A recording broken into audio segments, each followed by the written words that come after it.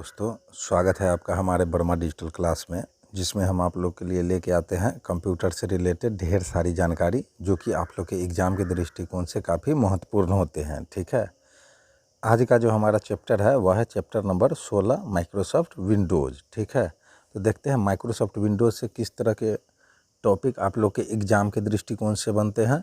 ठीक है, और उन सारे टॉपिकों पर हम लोग चर्चा करेंगे। ठीक है, तो चलिए पहले जानते हैं माइक्रोसॉफ्ट विंडोज़ होता क्या है, इसका परिचय जान लेते हैं। ठीक है, तो माइक्रोसॉफ्ट विंडोज़ एकल उपयोगकर्ता यानी सिंगल यूजर के लिए बनाया गया 32 बिट मल्टीटास्किंग ऑपरेटिंग सॉफ्टवेयर है।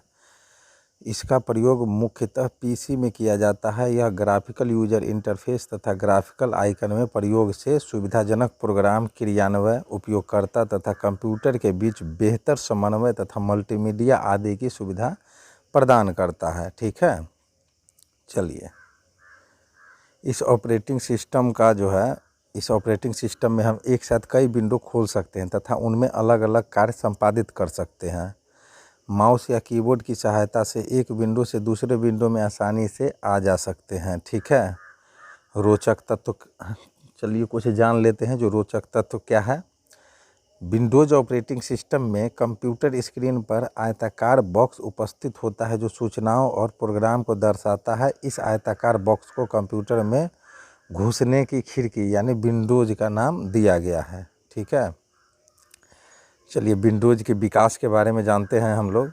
जो विंडोज़ का विकास कैसे कैसे हुआ, तो 1980 के दशक में जेरोक्स कॉरपोरेशन नामक कंपनी द्वारा ग्राफिकल यूजर इंटरफेस पर आधारित जेरोक्स स्टार नामक कंप्यूटर का विकास किया गया। ठीक है, परंतु ग्राफिकल यूजर इंटरफेस को लोकप्रियता एप्पल कंप्यूटर द्वारा विकसित मैकिन्टोश कंप्यूटर द्वारा मिली। ठीक है, माइक्रोसॉफ्ट ने अपना पहला graphical user interface operating software Windows 1 वर्ष 1985 में जारी किया गया। ठीक है, कंप्यूटर में किसी पुराने सॉफ्टवेयर या ऑपरेटिंग सिस्टम को नए संस्करण में बदलना ही अपग्रेड कहलाता है।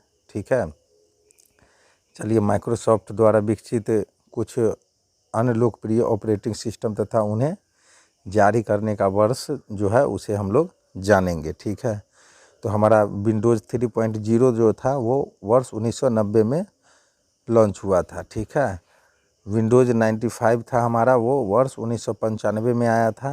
विंडोज़ 98 हमारा वर्ष 1998 में आया था। विंडोज़ ME वर्ष 2000 में आया था, ME यानी मिलेनियम। ठीक है, विंडोज़ XP, ठीक है, ये 2004 में आया था।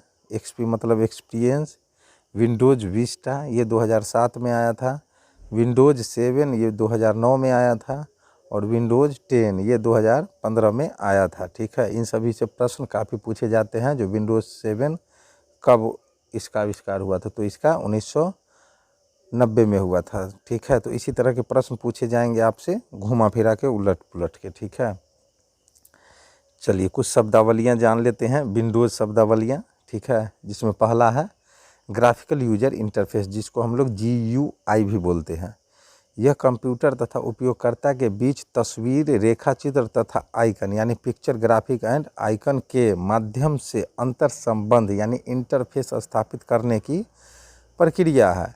GUI में कमांड्स और इंस्ट्रक्शन का आइकन देखकर आसानी से समझा जा सकता है, अतः इसे यूजर फ्रेंडली इंटरफेस कहते हैं। ठीक है, कंप्यूटर पर उपस्थित आइकन को माउस द्वारा क्लिक कर वांछित निर्देश दिया जा सकता है। ठीक है, चलिए आइकन के बारे में समझते हैं। जो आइकन होता क्या है, तो ग्राफिकल यूजर इंटरफेस में प्रोग्रामों के समूह या ऑब्जेक्ट को दर्शाने के लिए छोटे छोटे तस्वीर का प्रयोग किया जाता है, जिन्हें आइकन कहते हैं। ठीक है, आइकन किसी प्रोग्राम, कमांड या इंस्ट्रक्शन का चित्रीय निरूपण यानी ग्राफिकल रिप्रेजेंटेशन है। ये आइकन प्रोग्राम के क्रियान्वयन के लिए शॉर्टकट होते हैं, जिन्हें माउस द्वारा देकर वांछित कार्य कराया जा सकता है। ये आइकन प्रोग्राम, फाइल या फोल्डर को दर्शाते हैं। आइकन के नीचे प्रोग्राम का नाम भी लिखा रहता है। ठीक है, इसमें निर्देश देने के लिए कमांड याद रखने या टाइप करने की आवश्यकता नहीं पड़ती है। ठीक है, चलिए ऑब्जेक्ट के बारे में जानते हैं। ऑब्जेक्ट क्या होता है, तो विंडोज़ सॉफ्टवेयर में किसी फाइल, फोल्डर या सूचना या प्रोग्राम को ऑब्जेक्ट का नाम दिया जाता है। ठीक है, चलिए वाइल्ड कार्ड कैरेक्टर क्या होता है उसे हम लोग समझते हैं। जो वाइल्ड कार्ड कैरेक्टर होता क्या है, तो कीबोर्ड पर स्थित बटन जो विकल्प के रूप में एक या अधिक कैरेक्टर को निरूपित करता है वाइल्ड कार्ड कैरेक्टर कहलाता है। ठीक है, जैसे क्वेश्चन मार्क तथा स्टार। ठीक है, क्वेश्चन मार्क जहाँ एक कैरेक्टर को निरूपित करता है, वहीं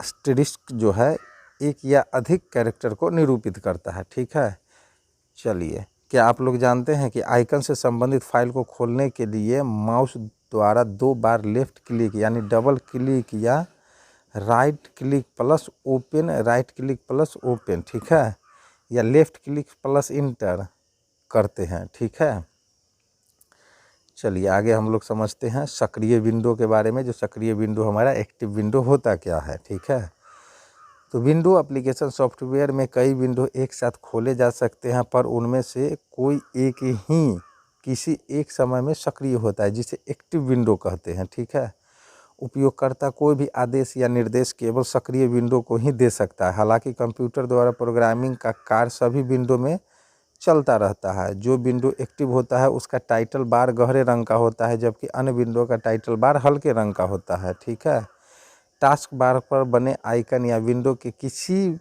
भाग में क्लिक कर विंडो को एक्टिव बनाया जा सकता है। टैब बटन के सहारे भी एक्टिव विंडो को बदला जा सकता है। ठीक है, प्लग एंड प्ले के बारे में हम लोग समझते हैं। जो यह होता क्या है, तो यह विंडो सॉफ्टवेयर की एक विशेषता है। इसमें कंप्यूटर किसी नए जोड़े गए हार्डवेयर की स्वतः पहचान करता है तथा उसे उपयोग के लायक बनाता है। इससे नए हार्डवेयर लगाने पर कंप्यूटर पुनः स्टार्ट करने की ज़रूरत नहीं पड़ती। ठीक है, चलिए डिफ़ॉल्ट के बारे में हम लोग समझते हैं। जो डिफ़ॉल्ट होता क्या है, तो किसी भी सॉफ्टवेयर या प्रोग्राम में स्थित विकल्पों में से एक विकल्प पूर्व निर्धारित होता है और स्वतः चुन लिया जाता है। इसे डिफ़ॉल्ट का नाम दिया जाता है। विकल्पों में से किसी अन्य विकल्प का चयन कर डिफ़ॉल्ट को बदला जा सकता है। ठीक है, फाइल तथा फोल्डर के बारे में हम लोग समझते हैं। द्वितीयक मेमोरी में संग्रहित किए गए डाटा के समूह को फाइल कहते हैं। कंप्यूटर में किसी प्रकार के डाटा को फाइल में संग्रहित किया जा सकता है। फाइलों को फोल्डर में रखकर मेमोरी में स्टोर किया जाता है।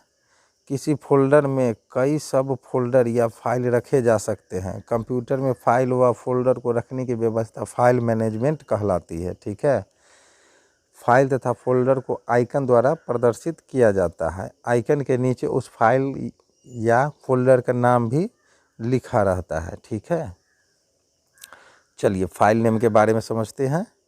प्रत्येक फाइल को विशेष पहचान देने के लिए यूजर द्वारा फाइल को जो नाम दिया जाता है उसे फाइल नेम कहा जाता है। विंडोज़ प्रोग्राम में फाइल नाम 255 कैरेक्टर तक हो सकता है, जिसके अंक, अक्षर तथा खाली स्थान हो सकते हैं, पर विशेष चिन्हों का प्रयोग नहीं किया जाता है। ठीक है, फाइल नाम में 2 भाग होते हैं। पहला भाग फाइल का नाम है जो उपयोगकर्ता द्वारा दिया जाता है। दूसरा भाग फाइल एक्सटेंशन कहलाता है, जो फाइल के प्रकार पर निर्भर करता है तथा फाइल को सेव करने पर कंप्यूटर द्वारा स्वतः दिया जाता है। ठीक है, चलिए कुछ प्रचलित फाइल एक्सटेंशन नाम हम लोग समझते हैं और जानेंगे जो कौन कौन से हैं। कुछ प्रमुख जो हैं उन सभी को हम लोग जानेंगे। ठीक है, चलिए हमारा पहला जो है .exe, तो ये हो गया एग्जीक्यूटेबल फाइल के लिए जो है एक्सटेंशन फाइल हुआ। ठीक है, एक्सटेंशन नाम है। .doc का हो गया वर्ड डॉक्यूमेंट फाइल के लिए। .dat का यूज होता है डाटा फाइल के लिए। .txt का यूज होता है टेक्स्ट फाइल के लिए। .hlp का उपयोग होता है हेल्प फाइल के लिए। .xls का उपयोग होता है माइक्रोसॉफ्ट एक्सेल फाइल के लिए। .jpg का उपयोग होता है jpeg ग्राफिक के लिए। .bas का उपयोग होता है बेसिक प्रोग्राम फाइल के लिए। .bak का अर्थ होता है बैकअप डाटा फाइल के लिए। .wav का अर्थ होता है साउंड वेब फाइल के लिए। HTML का अर्थ होता है .html वेब टेक्स्ट पेज के लिए। और .pdf होता है पोर्टेबल डॉक्यूमेंट फॉर्मेट के लिए, ठीक है। तो ये कुछ प्रमुख जो है हमारे फाइल एक्सटेंशन नेम थे जो एग्ज़ाम में पूछे भी जाते हैं, जो फाइल एक्सटेंशन नाम बताएं, ठीक है। तो आप लोग इनको अच्छे से देख लेंगे। फाइल एक्सटेंशन नाम डॉट के बाद दिया जाता है तथा 3 अक्षरों का होता है। यह फाइल के प्रकार की पहचान करता है, ठीक है। चलिए विंडोज़ के भाग हम लोग देखेंगे, जो विंडोज़ के कौन कौन से भाग हैं। अध्ययन की दृष्टि से विंडोज़ को निम्नलिखित मुख्य भागों में बांटा जाता है, ठीक है। पहला है उसका डेस्कटॉप। विंडोज़ का जो भाग है वह है डेस्कटॉप। चलिए डेस्कटॉप को समझते हैं। तो माइक्रोसॉफ्ट विंडोज़ का वह भाग जो सॉफ्टवेयर खुलने पर कंप्यूटर स्क्रीन पर दिखाई देता है, डेस्कटॉप कहलाता है। जी हाँ, ये जो फिगर देख रहे हैं, जैसे भी कोई कंप्यूटर या लैपटॉप खुलता है तो उसका डेस्कटॉप जो खुलता है होम पेज, वही डेस्कटॉप होता है, ठीक है। यह कंप्यूटर का कार्यक्षेत्र है जहां प्रोग्राम, आइकन, मेन्यू तथा डायलॉग बॉक्स दिखाई देता है। डेस्कटॉप पर किसी फाइल, फोल्डर या प्रोग्राम का शॉर्टकट आइकन बनाया जा सकता है, जिसे डबल क्लिक कर सीधे उस फाइल, फोल्डर या प्रोग्राम तक पहुंच सकते हैं, ठीक है।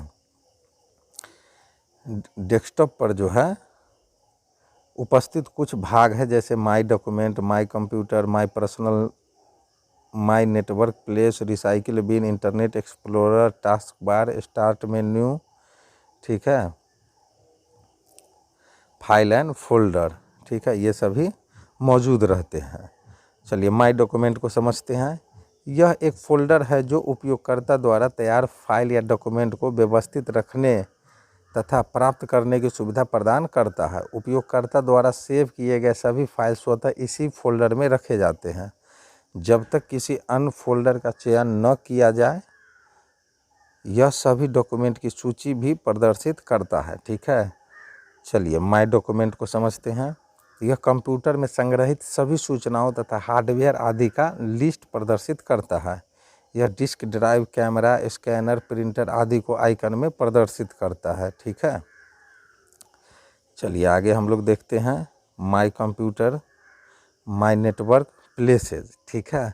तो इसमें कंप्यूटर से जुड़े अन्य कंप्यूटरों को दर्शाया जाता है जिनसे डाटा व सूचना का आदान प्रदान व संसाधनों का साझा उपयोग संभव होता है, ठीक है। चलिए रिसाइकिल बिन समझते हैं। यहाँ उपयोग के दौरान कंप्यूटर से हटा यानी डिलीट की गई फाइलें अस्थायी तौर पर रहती है। आवश्यकता पड़ने पर डिलीट की गई फाइल को कंप्यूटर से पूरी तरह नष्ट करने के लिए एम्प्टी रिसाइकिल बिन द्वारा रिसाइकिल बिन को खाली किया जाता है, ठीक है।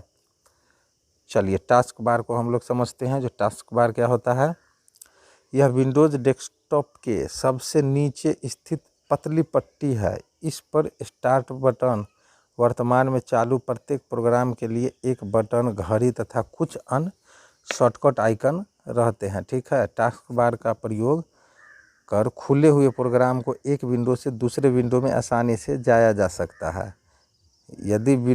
यदि किसी विंडो को हम मिनिमाइज करते हैं तो वह डेस्कटॉप पे से हट जाता है, परंतु टास्क बार पर दिखाई देता है। टास्क बार पर वर्तमान तिथि और समय यानी डेट एंड टाइम तथा चालू प्रोग्राम या डॉक्यूमेंट का नाम भी प्रदर्शित होता है, ठीक है। चलिए स्टार्ट मेनू को समझते हैं। जो स्टार्ट मेनू क्या होता है, तो टास्क बार में बाएं कोने पर स्टार्ट बटन रहता है, जिसे क्लिक कर स्टार्ट मेनू खोला जा सकता है। इसका प्रयोग कंप्यूटर में किसी ऑब्जेक्ट तक पहुंचने या विभिन्न प्रोग्राम या एप्लीकेशन को आरंभ करने के लिए किया जाता है। यह कंप्यूटर में उपस्थित सॉफ्टवेयर, प्रोग्राम व सुविधाओं की सूची प्रदर्शित करता है, ठीक है। स्टार्ट मेनू में दिखने वाला कुछ मुख्य विकल्प होता है, ठीक है। स्टार्ट मेनू में जो कुछ विकल्प दिखते हैं उसे हम लोग जानेंगे, जो कौन कौन से विकल्प उसमें दिखते हैं, ठीक है। तो हमारा पहला जो है वह है टर्न ऑफ कंप्यूटर, यानी यह turn off computer dialog box खोलता है जो कंप्यूटर को स्टैंड बाय मोड में लाने, बंद करने या पुनः स्टार्ट करने के लिए प्रयुक्त होता है, ठीक है। लॉग ऑफ एडमिनिस्ट्रेटर, यह कंप्यूटर उपयोगकर्ता द्वारा कार्य समाप्त कर बाहर आने तथा अपनी विशेष सेटिंग को बंद करने के लिए प्रयोग किया जाता है। दूसरा व्यक्ति लॉग ऑन कर अपनी सेटिंग खोल सकता है, ठीक है। चलिए रन के बारे में जानेंगे। रन प्रोग्राम ये क्या होता है, तो किसी सॉफ्टवेयर को चलाने के लिए, नए सॉफ्टवेयर को इंस्टॉल करने के लिए प्रयोग किया जाता है रन का। ठीक है जी हाँ। चलिए हेल्प एंड सपोर्ट के बारे में हम लोग जानते हैं। किसी विशेष टॉपिक पर सहायता या जानकारी प्राप्त करने के लिए प्रयुक्त होता है यह हेल्प एंड सपोर्ट। ठीक है। सर्च के बारे में जानते हैं। कंप्यूटर पर स्थित फाइल या फोल्डर को खोजने के लिए प्रयुक्त जो भी होता है उसे हम लोग सर्च कहते हैं। ठीक है। चलिए सेटिंग के बारे में हम लोग समझते हैं। जो सेटिंग क्या होता है कंप्यूटर में, तो कंप्यूटर के सेटिंग में बदलाव किए जा सकने वाले कार्यों की सूची कंप्यूटर के फंक्शन तथा अप्रियंस को तय करने, प्रोग्राम जोड़ने या हटाने, ऐड या रिमूव प्रोग्राम, नेटवर्क से जुड़ने आदि के लिए प्रयुक्त होता है। ठीक है। चलिए डॉक्यूमेंट क्या होता है, तो हाल ही में प्रयोग किए गए दस्तावेजों की सूची प्रदान करता है डॉक्यूमेंट। ठीक है। चलिए फेवरेट, उपयोगकर्ता द्वारा फेवरेट राइट्स फोल्डर में डाले गए फाइलों की सूची प्रदान करता है। ठीक है। चलिए प्रोग्राम्स क्या होता है, तो कंप्यूटर में उपलब्ध प्रोग्रामों की सूची दिखाता है जिन्हें इच्छानुसार चालू किया जा सकता है। जब कंप्यूटर में कोई नया प्रोग्राम इंस्टॉल किया जाता है तो यह प्रोग्राम मेन्यू में स्वतः जुड़ जाता है। ठीक है। चलिए टाइटल बार को समझते हैं हम लोग। जो टाइटल बार होता क्या है। ठीक है। यह विंडोज़ के सबसे ऊपर स्थित क्षैतिज पट्टी है। इस पर चालू प्रोग्राम का नाम लिखा रहता है। सक्रिय विंडो में के टाइटल बार का रंग गहरा, जबकि निष्क्रिय यानी इनएक्टिव विंडो का टाइटल बार का रंग हल्का होता है। ठीक है। टाइटल बार के बाएं कोने पर विंडोज़ को न्यूनतम यानी मिनिमाइज, अधिकतम यानी मैक्सिमाइज और रीस्टोर तथा बंद यानी क्लोज करने के बटन होते हैं। ठीक है। मिनिमाइज बटन से विंडो डेस्कटॉप से हटाकर टास्क बार पर एक बटन यानी आइकन के रूप में आ जाता है। ठीक है। अधिकतम यानी मैक्सिमाइज बटन से विंडो पूरी स्क्रीन के बराबर हो जाती है। अब यह बटन रीस्टोर बटन के रूप में बदल जाता है, जिसे क्लिक कर विंडो को पुराने आकार में लाया जा सकता है। ठीक है। बंद यानी क्लोज बटन से खुले प्रोग्राम के कार्य को समाप्त कर विंडो बंद किया जा सकता है। ठीक है। क्लोज बटन को दबाने पर सेव एज डायलॉग बॉक्स आता है, जिसके बाद विंडो बंद हो जाता है। ठीक है। चलिए स्क्रॉल बार समझते हैं। स्क्रॉल बार क्या होता है, तो अगर विंडो में प्रदर्शित सूचना का आकार विंडो के आकार से बड़ा हो तो सूचना को ऊपर नीचे दाएं बाएं करने के लिए स्क्रॉल का प्रयोग किया जाता है। ठीक है। जो माउस के बीच में होता है स्क्रॉल का घुमाने के लिए।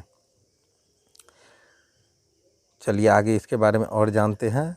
ऊर्ध्वाधर स्क्रॉल बार, ठीक है, यानी वर्टिकल स्क्रॉल बार के बारे में जानते हैं। इसमें सूचना को ऊपर नीचे खिसकाया जाता है। ठीक है।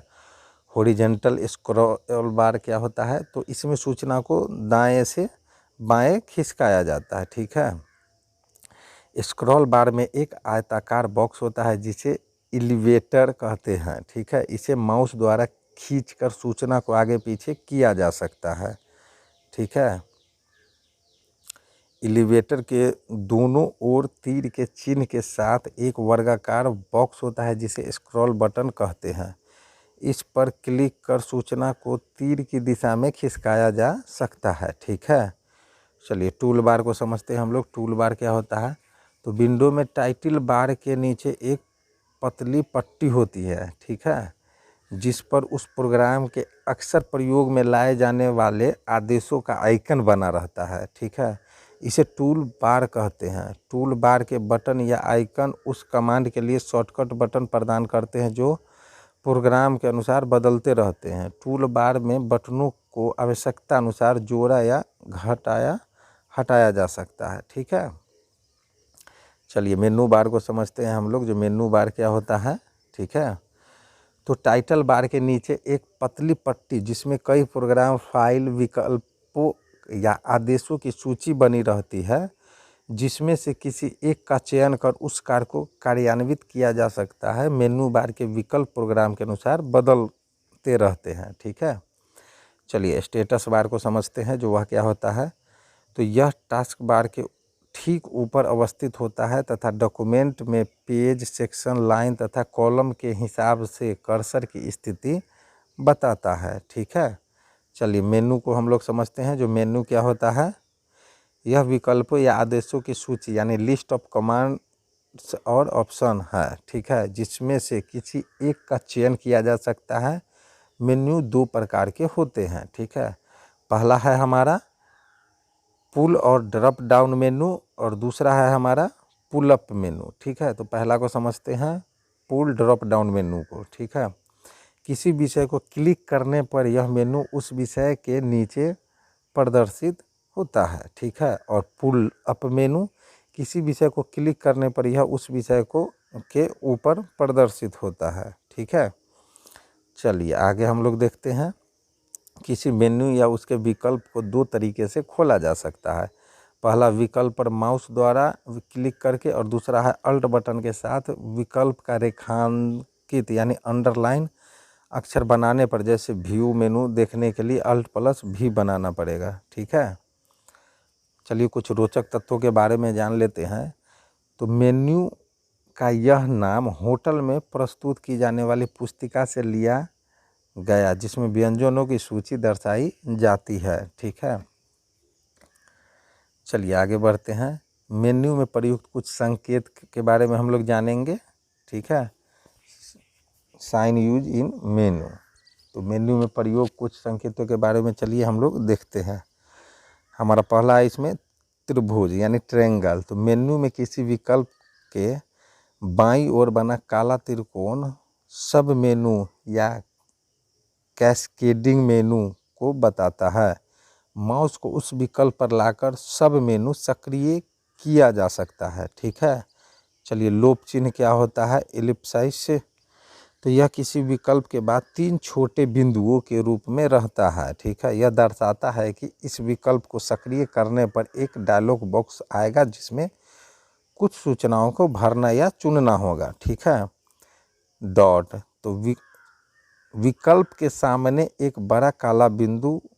ठीक है, डॉट यह दर्शाता है कि उपलब्ध विकल्पों में से केवल एक को ही चुना जा सकता है। चुने गए बिंदुओं के बाईं ओर डॉट रहता है। ठीक है, चलिए सही का निशान ये क्या होता है, तो किसी विकल्प से पहले या चिन्ह बताता है कि वह विकल्प सक्रिय है। विकल्प को क्लिक कर उसे निष्क्रिय किया जा सकता है। ठीक है, हल्का विकल्प। ठीक है, चलिए इसे जानते हैं। तो किसी विकल्प का हल्का रंग यह बताता है कि किसी कारणवश ये विकल्प सक्रिय नहीं किए जा सकते। जैसे पेस्ट, विकल्प तभी सक्रिय होगा जब पेस्ट करने के लिए क्लिपबोर्ड में कोई सामग्री हो। ठीक है, चलिए आगे हम लोग जानते हैं बटन संयोग। ठीक है, की कॉम्बिनेशन या शॉर्टकट की। बटन संयोग के बारे में जानते हैं। ठीक है, की कॉम्बिनेशन या शॉर्टकट बटन। तो कीबोर्ड पर कार्य करते समय बार बार माउस के प्रयोग की असुविधा से बचने के लिए मेन्यू के किसी विकल्प को कीबोर्ड से भी चुना जा सकता है जिसे शॉर्टकट बटन कहते हैं। यह शॉर्टकट बटन मेन्यू में उपलब्ध विकल्प के सामने छपा रहता है। जैसे ओपन विकल्प को कंट्रोल ओ बटन दबाकर सक्रिय किया जा सकता है। ठीक है, चलिए कुछ रोचक तथ्यों के बारे में हम लोग जानते हैं। किसी फाइल को अस्थायी तौर पर रिसाइकिल बिन में भेजे बिना डिलीट करने के लिए शिफ्ट डेल बटन का प्रयोग किया जाता है। ठीक है, चलिए डायलॉग बॉक्स क्या होता है वो हम लोग जानते हैं। तो यह कंप्यूटर प्रोग्राम का एक विंडो है और कंप्यूटर तथा उपयोगकर्ता के बीच संवाद स्थापित करता है। यह उपयोगकर्ता को कोई सूचना देता है या सावधान यानी अलर्ट करता है या किसी कार्य के लिए इसका उत्तर या निर्णय यानी रिस्पॉन्स और डिसीजन मांगता है। इसे प्रॉम्प्ट डायलॉग बॉक्स भी कहा जाता है। ठीक है, इस तरह से डायलॉग बॉक्स कोई भी रहता है। ठीक है, डायलॉग बॉक्स बंद करने के लिए दिए गए विकल्प के आधार पर ओके या कैंसिल बटन दबाना पड़ता है। ठीक है, जो उपयोगकर्ता के उत्तर या निर्णय की पुष्टि करता है। ठीक है, डायलॉग बॉक्स तब खुलता है जब किसी कार्य को संपादित करने के लिए उपयोगकर्ता से और अधिक सूचना लेनी होती है या उसे किसी परिणाम की सूचना देनी होती है। इसके टाइटल बार में डायलॉग बॉक्स का नाम, बंद करने का क्लोज बटन तथा सहायता बटन, हेल्प बटन रहता है। ठीक है, चलिए आगे हम लोग देखते हैं डायलॉग बॉक्स के भाग। तो डायलॉग बॉक्स के में निम्नलिखित में से कुछ या सही भी हो सकते हैं। ठीक है, जैसे आदेश सभी हो सकते हैं। ठीक है, ये डायलॉग बॉक्स का ही भाग है हमारा, कमांड यानी आदेश। यह एक आयताकार बॉक्स होता है जिस पर आदेश का नाम लिखा रहता है यानी कमांड का, जैसे ओके, कैंसिल, हेल्प आदि। ओके बटन से डायलॉग बॉक्स चुने गए विकल्पों को संपादित कर बंद होता है। कैंसिल से वह बिना कोई कार्य किए बंद हो जाते हैं। ठीक है, कुछ आदेश बटन के साथ लोप चिन्ह, ठीक है, यानी 3 डॉट होता है जिसे दबाने पर एक अन्य डायलॉग बॉक्स खुलता है। ठीक है, हमारा दूसरा जो डायलॉग बॉक्स का भाग है वह है विकल्प बटन यानी ऑप्शन बटन या रेडियो बटन। ये बटन डायलॉग बॉक्स के कई विकल्प में से किसी एक को चुनने की सुविधा देते हैं। विकल्प के साथ बने गोल बटन के एक बड़ा बिंदु पॉइंट यानी डॉट चयनित विकल्प को दर्शाता है। ठीक है, हेल्प बटन भी जो है हमारा डायलॉग बॉक्स का भाग ही है। चलिए हेल्प बटन को समझते हैं जो क्या होता है। यह टाइटल बार में के दाएं कोने पर रहता है। इसे क्लिक करने से एक प्रश्नवाचक चिन्ह माउस पॉइंटर के साथ जुड़ जाता है। इसे किसी वस्तु पर क्लिक करने से इसके संबंध में सहायता सूचना एक अन्य डायलॉग बॉक्स में दिखाई पड़ती है। ठीक है, चलिए चेक बॉक्स के बारे में जानते हैं। तो इसमें उपलब्ध विकल्प के साथ एक चौकोर बॉक्स होता है जिसे क्लिक कर एक या अधिक विकल्पों को एक साथ चयनित किया जा सकता है। ठीक है, चलिए टेक्स्ट बॉक्स के बारे में हम लोग समझते हैं। तो इस तरह के बॉक्स में वांछित सूचनाएं टाइप या उपलब्ध विकल्पों में से चयनित कर भरी जा सकती है।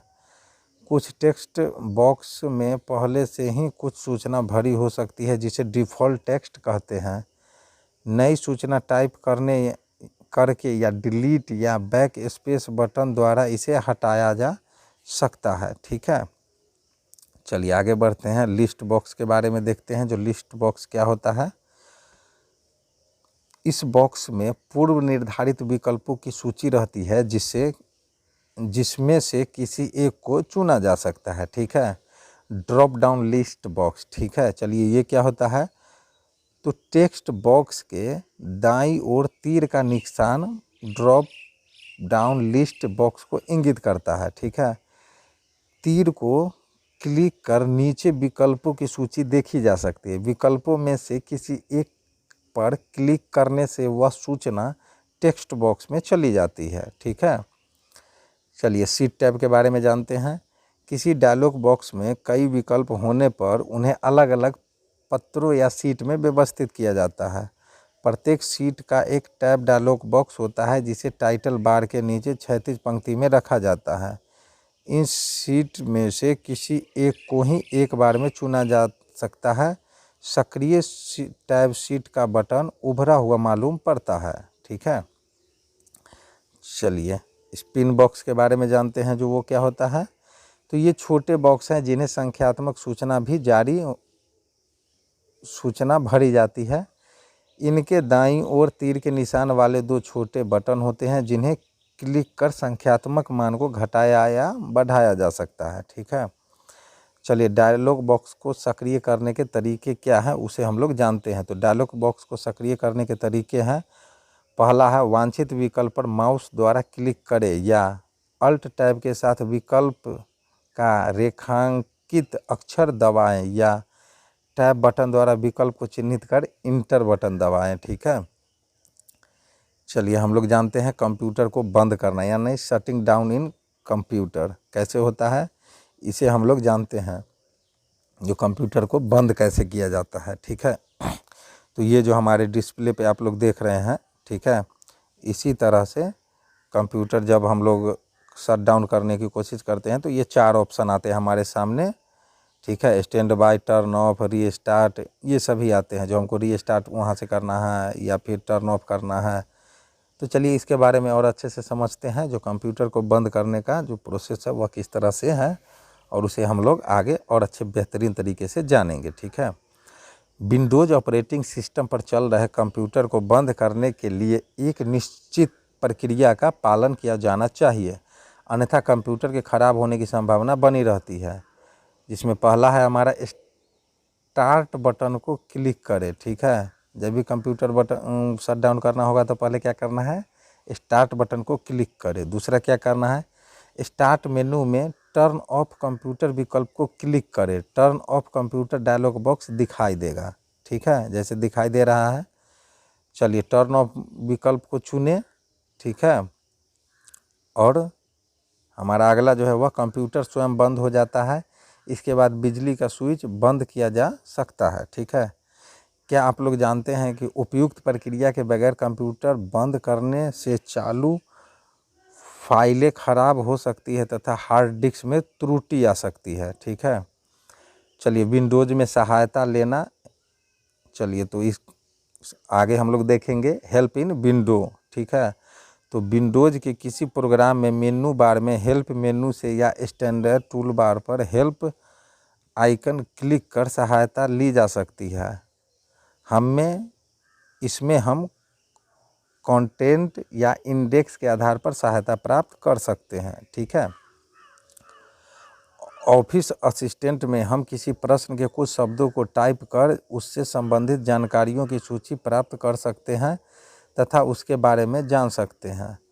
व्हाट्स दिस, इस विकल्प द्वारा हम विंडो में स्थित किसी ऑब्जेक्ट, टूल या आइकन पर क्लिक कर उसके विषय में संक्षिप्त जानकारी प्राप्त कर सकते हैं। ठीक है, किसी डायलॉग बॉक्स में टाइटल बार पर बने क्वेश्चन मार्क को क्लिक कर उसे डायलॉग बॉक्स के किसी विकल्प पर क्लिक करने से उस विकल्प से संबंधित संक्षिप्त जानकारी प्राप्त की जा सकती है। ठीक है, चलिए विंडोज़ टास्क मैनेजर के बारे में हम लोग जानते हैं, जो वो क्या होता है विंडोज़ टास्क मैनेजर। तो ये जो हमारा डिस्प्ले पे दिख रहा है इसी तरह का हमारा टास्क मैनेजर होता है। ठीक है, चलिए इसे हम लोग और अच्छे से जानते हैं।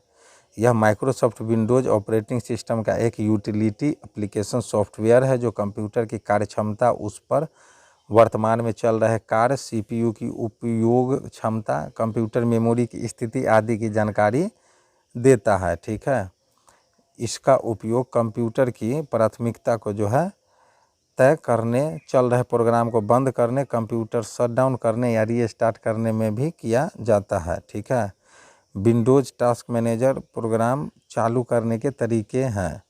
तो विंडोज़ टास्क मैनेजर जब भी हमको चालू करना होता है सबसे पहले टास्क बार पर या टास्क मैनेजर सेलेक्ट करना होगा।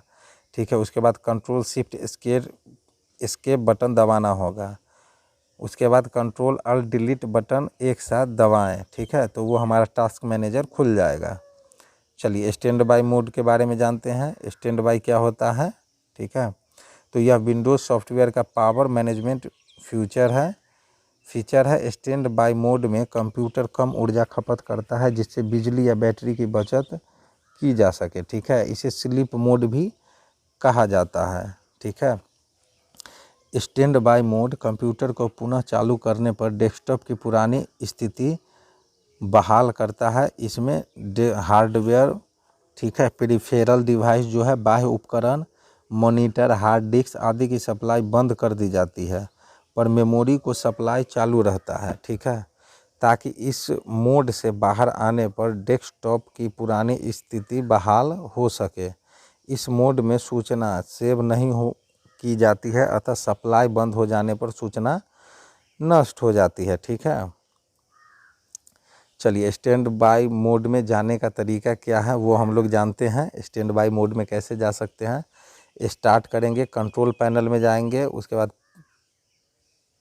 परफॉर्मेंस एंड मेंटेनेंस में जाएंगे। ठीक है, उसके बाद पावर ऑप्शन में जाएंगे, फिर पावर स्कीम में जाएंगे और वहाँ से हम लोग सिस्टम स्टैंड बाय में चले जाएंगे। दूसरा है स्टार्ट बटन, शट डाउन, और वहाँ से स्टैंड बाय कर दीजिए। ठीक है, और तीसरा है पावर बटन दबाकर भी आप लोग स्टैंड बाय मोड में जा सकते हैं। ठीक है, अगर कंप्यूटर कुछ देर के लिए निष्क्रिय पड़ा है और पावर स्कीम चालू है तो कंप्यूटर स्वयं ही स्टैंड बाय मोड में चला जाता है। ठीक है,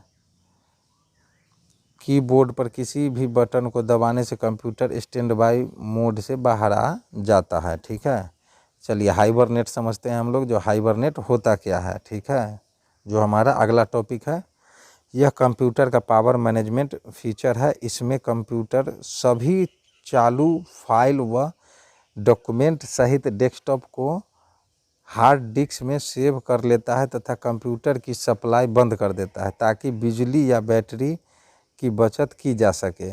जब कंप्यूटर को पुनः चालू किया जाता है तो फाइल, डॉक्यूमेंट तथा डेस्कटॉप वैसे ही खुलते हैं जैसे कंप्यूटर बंद होने से पहले था। ठीक है, स्टैंड बाय मोड में मेमोरी को सप्लाई जारी रहती है, जबकि हाइबरनेट में कंप्यूटर की पूरी सप्लाई बंद कर दी जाती है। स्टैंड बाय मोड में वापस आने में अपेक्षाकृत अधिक समय लगता है। ठीक है,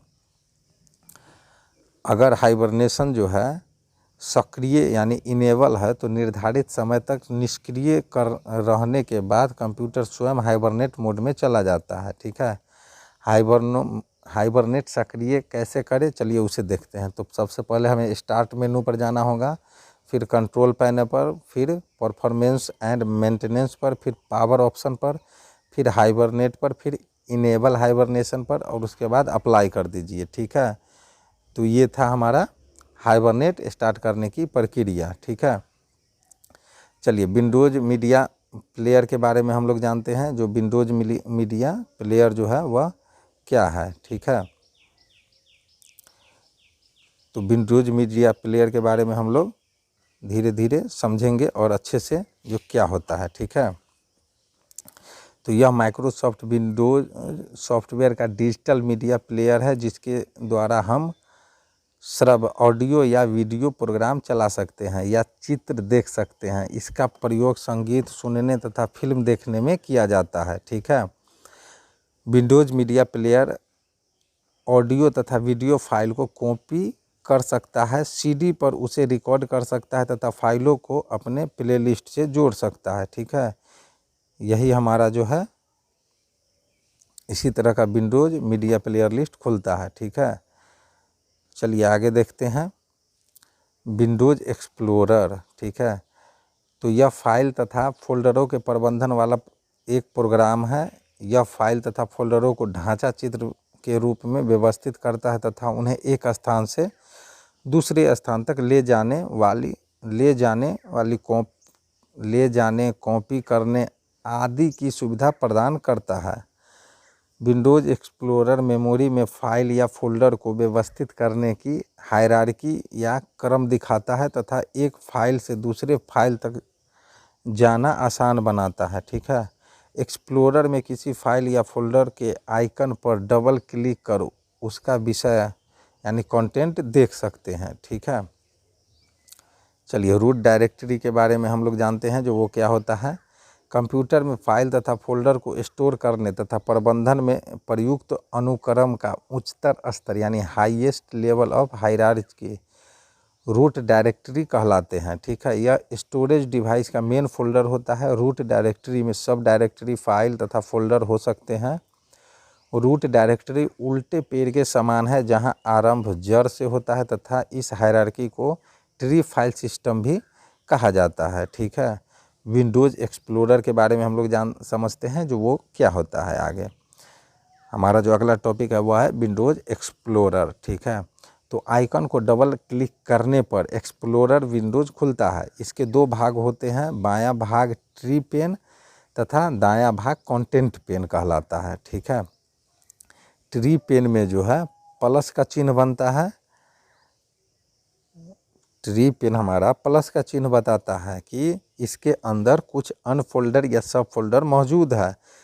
प्लस चिन्ह पर क्लिक करने से सभी विकल्प दिखाई देते हैं तथा यह चिन्ह बदलकर माइनस का चिन्ह हो जाता है। ठीक है, क्या आप लोग जानते हैं कि एक्सप्लोरर विंडो को माय कंप्यूटर आइकन पर दायां क्लिक करके प्राप्त मेनू में से एक्सप्लोर विकल्प क्लिक कर भी खोला जा सकता है। ठीक है, चलिए फाइल के गुणों को कैसे देखेंगे उसके बारे में जानते हैं। ठीक है, ये जो हमारा डिस्प्ले पे दिख रहा है व्यूइंग है फाइल प्रॉपर्टीज। ठीक है, फाइल की प्रॉपर्टीज जो है गुणों को देखने के लिए हम लोग इस तरह से देख सकते हैं। ये हमारा एड्रेस बार हो गया, ये हमारा सर्च बार हो गया, ये नेविगेशन पेन हो गया।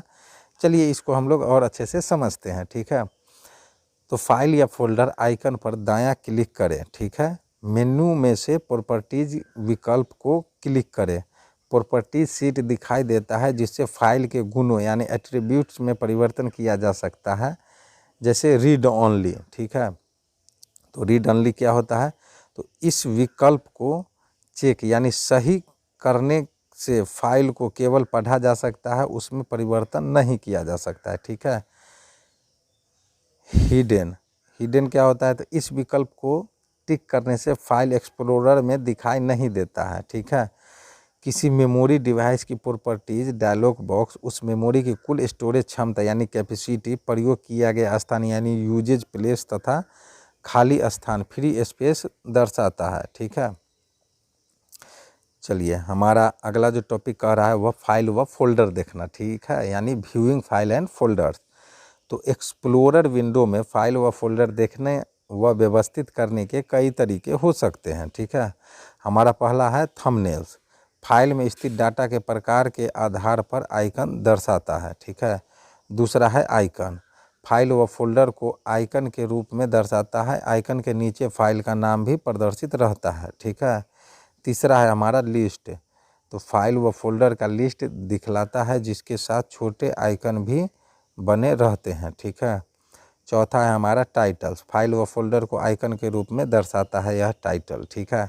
पांचवा है हमारा डिटेल्स, फाइल का विस्तृत विवरण जैसे नाम, प्रकार, आकार, अंतिम परिवर्तन का दिन, ठीक है, यह बताता है, ठीक है। Name, type, size, date, last modified, ये सभी हमको डिटेल्स में बताता है, ठीक है। चलिए आगे हम लोग जानते हैं जो हमारा कीबोर्ड को माउस की तरह प्रयोग कैसे कर सकते हैं, ठीक है, यूजिंग कीबोर्ड एज माउस। तो कीबोर्ड के एरो की या न्यूमेरिक कीपैड को माउस के विकल्प के रूप में प्रयोग किया जा सकता है। इसे सक्रिय करने का तरीका है, स्टार्ट बटन पे जाइए, वहाँ कंट्रोल पैनल पे जाइए, फिर एसेबिलिटी ऑप्शन पे जाइए, फिर माउस पे जाइए, फिर यूज माउस की पे जाइए और अप्लाई कर दीजिए, वो आपका हो जाएगा, ठीक है। चलिए हमारा अगला जो टॉपिक है वह है माउस को कीबोर्ड की तरह प्रयोग करना, यूजिंग माउस एज कीबोर्ड, ठीक है। तो ऑन स्क्रीन कीबोर्ड का प्रयोग कर माउस का उपयोग कीबोर्ड की तरह किया जा सकता है, ठीक है।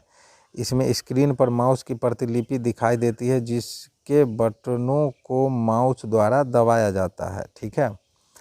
माउस के गुणों में परिवर्तन करना, तो चलिए देखते हैं माउस के गुणों में कैसे परिवर्तन कर सकते हैं। माउस सेटिंग, इस तरह का जो है हमारा कुछ माउस सेटिंग का जो है ये खुलता है, माउस सेटिंग का ऑप्शन जो है इसी तरह का रहता है और इसी को हम लोग अच्छे से पढ़ के, और इसमें देखिए बटन है, पॉइंटर ऑप्शन है, व्हील है, हार्डवेयर है, टर्न ऑन क्लिक बटन है, स्विच प्राइमरी, ये सारे टिक बटन है, इसके बारे में हम लोग जानते हैं, ठीक है।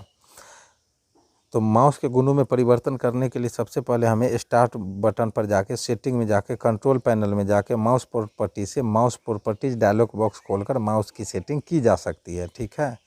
इसी तरह का कुछ डायलॉग बॉक्स रहेगा। इस डायलॉग बॉक्स के विभिन्न टैब होते हैं जैसे बटन, तो माउस बटन को लेफ्ट हैंड या राइट हैंड से बदलना, डबल क्लिक का स्पीड निर्धारित करना आदि जो है बटन में आता है, ठीक है। चलिए पॉइंटर, तो पॉइंटर जो है माउस पॉइंटर के स्वरूप, साइज, कलर एंड शेप निर्धारित करना है। पॉइंटर ऑप्शन, माउस पॉइंटर के स्पीड आदि निर्धारित करना पॉइंटर ऑप्शन का काम है, ठीक है। चलिए डिस्प्ले प्रॉपर्टीज डायलॉग बॉक्स के बारे में हम लोग समझते हैं, जो ये क्या होता है डिस्प्ले प्रॉपर्टीज डायलॉग बॉक्स। तो डिस्प्ले प्रॉपर्टीज डायलॉग बॉक्स जो है वो इस तरह का कुछ हमें दिखाई देता है कंप्यूटर स्क्रीन पर, ठीक है। इसमें theme, desktop, screen saver, appearance, setting, ठीक है, काफ़ी सारे ऑप्शन है, पोजीशन, कलर, ठीक है, कस्टमाइज डेस्कटॉप। चलिए इन सारे ऑप्शनों को हम लोग धीरे धीरे समझते हैं, जो थीम क्या होता है, डेस्कटॉप क्या होता है, इन सभी चीज़ों को, ठीक है। तो डिस्प्ले प्रॉपर्टीज डायलॉग बॉक्स में खोलने के लिए तो वो हमने डेस्कटॉप पर खाली जगह राइट क्लिक करें, ठीक है, जहाँ भी खाली हो पूरे डेस्कटॉप पे या लैपटॉप पे वहाँ आप लोग राइट क्लिक करें, ड्रॉप डाउन मेनू में से प्रॉपर्टीज़ विकल्प को चुनें, डिस्प्ले प्रॉपर्टीज़ डायलॉग बॉक्स खुलेगा। इस डायलॉग बॉक्स में कुछ मुख्य टैब है जैसे थीम, इसमें पूर्व निर्धारित विकल्पों की सूची रहती है जिसे चुनकर हम डेस्कटॉप बैकग्राउंड, स्क्रीन सेवर, आवाज़, आइकन आदि के निर्धारित सेट को कंप्यूटर पर लागू कर सकते हैं। ठीक है, हमारा दूसरा है डेस्कटॉप। तो डेस्कटॉप को देखते हैं, इसमें हम वांछित डेस्कटॉप बैकग्राउंड का चयन कर सकते हैं। बैकग्राउंड का एक प्रीव्यू भी इस डायलॉग बॉक्स में दिखाई देता है। ठीक है, स्क्रीन सेवर, ये स्क्रीन सेवर क्या होता है, तो कंप्यूटर पर निर्धारित समय तक कोई कार्य नहीं करने पर मॉनिटर पर एक चयनित चित्रीय प्रोग्राम चलने लगता है जिसे स्क्रीन सेवर कहा जाता है। इस टैब में हम स्क्रीन सेवर चुन सकते हैं, उसका प्रीव्यू देख सकते हैं, स्क्रीन सेवर चलने का समय निर्धारित कर सकते हैं तथा मॉनिटर का पावर सेटिंग तय कर सकते हैं। ठीक है, कीबोर्ड या माउस से के किसी बटन को दबाने पर स्क्रीन सेवर बंद हो जाता है तथा डेस्कटॉप दिखाई देता है। ठीक है, चलिए अपीयरेंस के बारे में जानते हैं। तो इस टैब द्वारा हम मॉनिटर पर विंडोज़ के दिखाई देने के तरीके तथा आइकन के आकार आदि को चुन सकते हैं। इसमें विंडो के अंगों तथा डेस्कटॉप के रंग व स्वरूप को निर्धारित किया जाता है। ठीक है, चलिए सेटिंग के बारे में जानते हैं। इस टैब द्वारा विंडो में रंगों की संख्या, डिस्प्ले की तीव्रता तथा अक्षरों के स्वरूप यानी फॉन्ट को निर्धारित किया जाता है। ठीक है, चलिए टास्क बार में परिवर्तन करना देखते हैं हम लोग, कैसे परिवर्तन किया जा सकता है। Changing the task bar. ठीक है, तो विंडोज़ टास्क बार खुले हुए प्रोग्रामों तक पहुंचने का आसान तरीका है। ठीक है, टास्क बार के स्वरूप में परिवर्तन के लिए जो है पहला स्टार्ट बटन को क्लिक करें। ठीक है, स्टार्ट मेनू में सेटिंग विकल्प चुनें और कैस्केडिंग मेनू में से task bar and start menu विकल्प को क्लिक करें। Task bar properties dialog box खुल जाता है, task bar option tab click करें। ठीक है, इसी तरह का हमारा टास्क बार ऑप्शन खुलता है डायलॉग बॉक्स। ठीक है, डिस्प्ले पे आप इसमें जो भी चेंज करना चाहते हैं कर सकते हैं। इसमें task bar, start menu, tools bar, बहुत सारे ऑप्शन रहते हैं, कस्टमाइज ऑप्शन भी है, आप लोग ज़रूरत के अनुसार इसमें चेंज कर सकते हैं। ठीक है, चलिए क्या आप लोग जानते हैं कि डिस्प्ले प्रॉपर्टीज डायलॉग बॉक्स को स्टार्ट मेनू के सेटिंग कंट्रोल पैनल विकल्प से भी खोला जा सकता है। डायलॉग बॉक्स में किसी परिवर्तन को लागू करने के लिए अप्लाई ओके बटन दबाना होता है। ठीक है, इसके विकल्प हैं, इसमें उपलब्ध विकल्प हैं। पहला जो है वह है lock the task bar. Task bar को उसके वर्तमान स्थान से हटाया नहीं जा सकता। इसे चेक सही करने पर टूल बार की वर्तमान स्थिति व आकार में बदलाव नहीं किया जा सकता है। ठीक है, हमारा दूसरा है auto hide the task bar. ठीक है, तो इसे चेक यानी सही का निशान करने पर टास्क बार उपयोग न होने पर छिप जाता है तथा माउस पॉइंटर के आने पर दिखाई देता है। ठीक है, keep the task bar on the other window. इसे सही का चिन्ह करने पर टास्क बार हमेशा दिखाई देता है। ठीक है, शो द क्लॉक। इसे चेक सही का चिन्ह करने पर टास्क बार पर डिजिटल घड़ी समय दर्शाती रहती है। घड़ी को डबल क्लिक कर दिन व समय बदला जा सकता है। ठीक है, हाइड इनएक्टिव आइकॉन्स।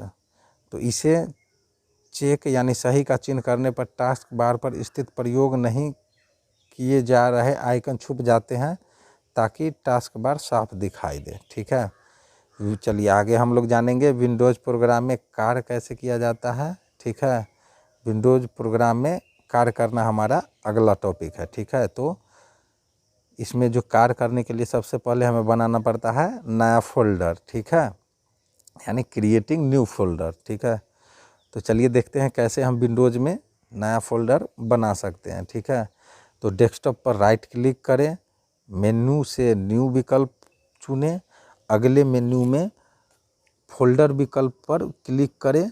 ठीक है, डेस्कटॉप पर न्यू फोल्डर आइकन दिखेगा। मेन्यू बार में फाइल न्यू फोल्डर चुनकर भी नया फोल्डर खोल सकते हैं। ठीक है, इस तरह से आप लोग देख सकते हैं, जो डिस्प्ले पर हम लोग राइट क्लिक करके न्यू से फोल्डर में जाके न्यू फोल्डर बना सकते हैं। ठीक है, चलिए आगे हम लोग देखते हैं नया डॉक्यूमेंट खोलना। अगर कोई नया डॉक्यूमेंट है बना हुआ, उसको खोलेंगे कैसे। ठीक है, क्रिएटिंग ए न्यू डॉक्यूमेंट, तो मेन्यू बार पर फाइल, न्यू फाइल, उसके बाद न्यू, उसके बाद ब्लैंक डॉक्यूमेंट पर क्लिक करें, या स्टैंडर्ड टूल बार पर न्यू डॉक्यूमेंट आइकन पर क्लिक करें, या स्टार्ट मेन्यू प्रोग्राम में से निर्धारित प्रोग्राम चुनें। ठीक है, चलिए हमारा अगला टॉपिक जो है पुराना डॉक्यूमेंट खोलना। ठीक है, यानी कोई डॉक्यूमेंट अगर हमारे कंप्यूटर में बना हुआ है, उसको कैसे खोलेंगे, चलिए उसे समझते हैं। तो डिस्क में पहले से सेव किए गए डॉक्यूमेंट को खोलने के लिए पहले फाइल और ओपन पर क्लिक करें, फिर फाइल के नाम पर क्लिक करें, या स्टैंडर्ड टूल बार पर ओपन आइकन क्लिक करें, फिर फाइल के नाम पर क्लिक करें। ठीक है, चलिए डॉक्यूमेंट को सेव कैसे करना है उसके बारे में हम लोग जानते हैं। डॉक्यूमेंट सेव करना यानी सेव ए डॉक्यूमेंट। ठीक है, तो जब भी हम लोग सेव करने के लिए जाएंगे तो इस तरह का कुछ डायलॉग बॉक्स हमारे सामने मिलेगा। ठीक है, जिसमें हमारा my recent document, desktop, my document, my computer, my network, ये सारे रहते हैं। यहाँ पर हम लोग फाइल का नाम दे सकते हैं। ठीक है, ये सारे ऑप्शन हमें मिल जाते हैं। तो चलिए हम लोग आगे देखते हैं डॉक्यूमेंट सेव कैसे कर सकते हैं। तो पहले से ही सेव किए गए किसी डॉक्यूमेंट को परिवर्तन के बाद पुनः सेव करने के लिए मेन्यू बार पर फाइल मेन्यू में फाइल सेव पर क्लिक करें, या स्टैंडर्ड टूल बार पर सेव आइकन पर क्लिक करें। ठीक है, दूसरा है हमारा किसी नए डॉक्यूमेंट को पहली बार सेव करने के लिए मेन्यू बार पर फाइल सेव एज चुनें, सेव एज डायलॉग बॉक्स खुलेगा। ठीक है, फाइल नेम में फाइल का नाम डालें। ठीक है, जो भी फाइल नेम है उसमें फाइल का आप लोग नाम डाल सकते हैं। सेव बटन पर क्लिक करें, उससे आपका फाइल सेव हो जाएगा।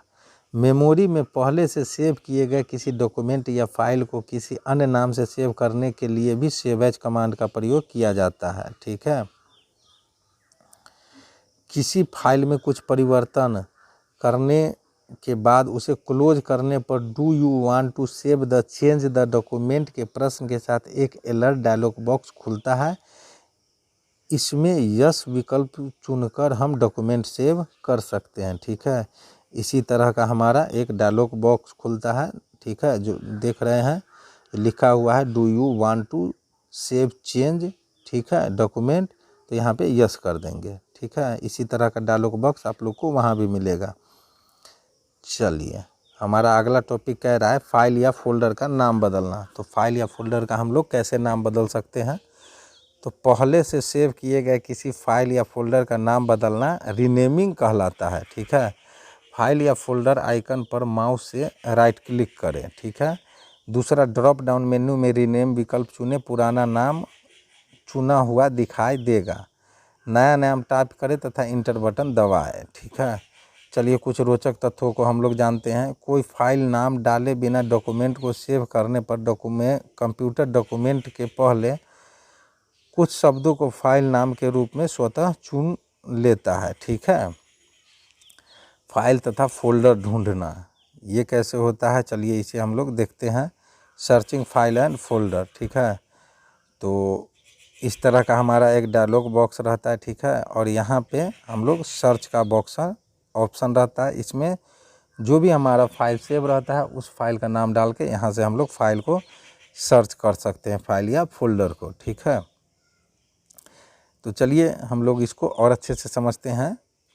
स्टार्ट मेनू में स्टार्ट, उसके बाद सर्च, उसके बाद फाइल और फोल्डर विकल्प को चुनें। ठीक है, सर्च डायलॉग बॉक्स आपका खुल जाएगा। सर्च डायलॉग बॉक्स में फाइल का प्रकार जैसे picture and photo, music, video, file का नाम या फाइल में स्थित किसी शब्द, वर्ड और फ्रेज डालकर सर्च टैब दबाने पर यह वांछित फाइल खोजकर उसे दर्शाता है। ठीक है, इसमें सर्च किए जाने वाले मेमोरी के स्थान का चयन कर सकते हैं। ठीक है, कंप्यूटर में दिन व समय बदलना। ठीक है, चेंजिंग डेट एंड टाइम, तो कंप्यूटर में दिन और टाइम चेंज करने के लिए हमें जब भी हम इस ऑप्शन को खोलेंगे तो हमारा कुछ इस तरह का होम पेज दिखाई देगा, ठीक है, जो आप लोग के स्क्रीन पर दिख रहा है, ठीक है। इसी तरह का रहेगा। चेंज करने के लिए यहाँ से आप लोग ईयर चेंज कर सकते हैं, यहाँ से डेट चेंज कर सकते हैं, ठीक है।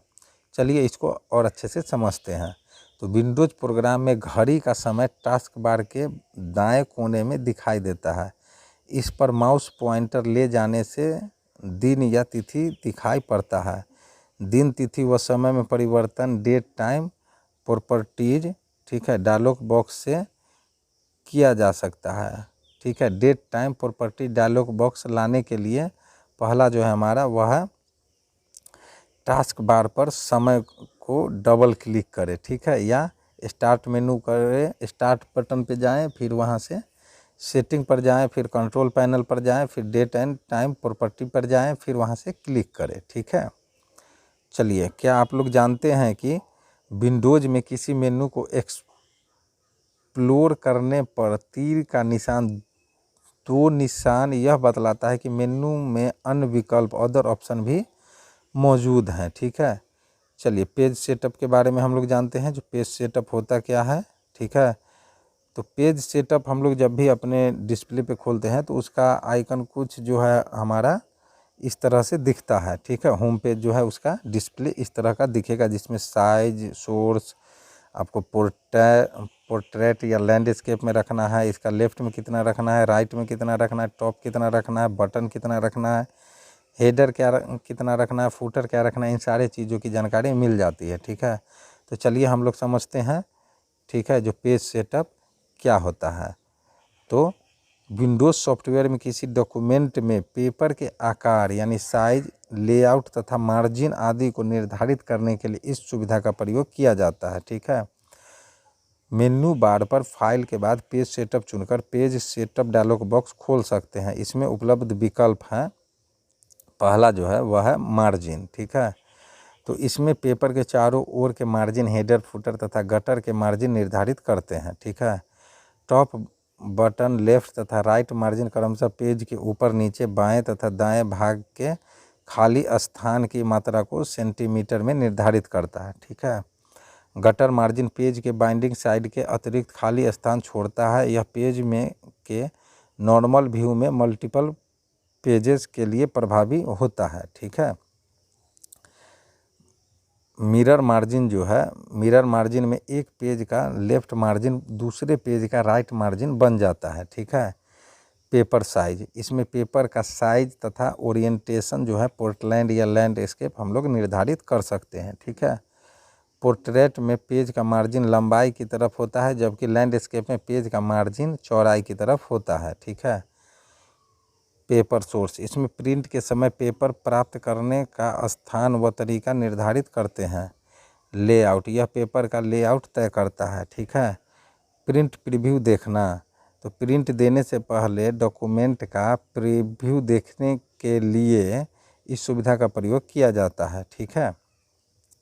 इसके लिए जो है मेनू बार के फाइल मेन्यू में प्रिंट प्रीव्यू क्लिक करें। प्रीव्यू विंडो खुलेगा जो यह दिखाता है कि डॉक्यूमेंट प्रिंट किए जाने पर कैसा दिखेगा। इसे स्टैंडर्ड टूल बार पर प्रिंट प्रीव्यू आइकन पर क्लिक कर भी खोल सकते हैं, ठीक है।